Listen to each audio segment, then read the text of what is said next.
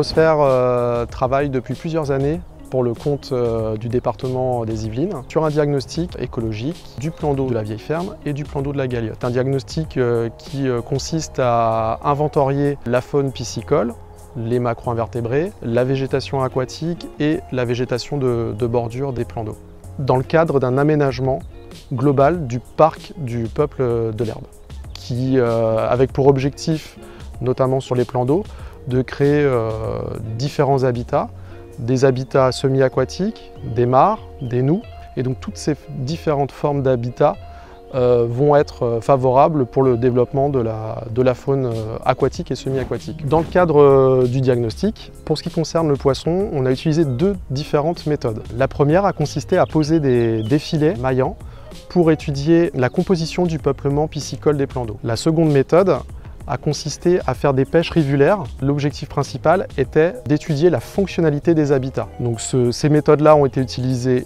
en état initial, avant travaux, puis ils ont été reproduits ensuite, après travaux, et on arrive à voir l'évolution du peuplement piscicole, notamment, à travers ces différentes années. Pour l'étang de la vieille ferme, on a échantillonné du brochet et principalement aussi du brochet juvénile. C'est un très bon résultat, donc ça prouve que le milieu est bien fonctionnel pour cette espèce qui est très exigeante vis-à-vis de la reproduction. Il est à noter la présence d'espèces exotiques envahissantes sur les plans d'eau.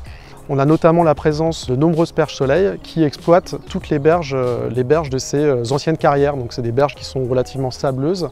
Mais bon, résultat intéressant, c'est qu'elle avait plutôt tendance à dominer il y a quelques années l'ensemble des berges, notamment du plan d'eau de la vieille ferme.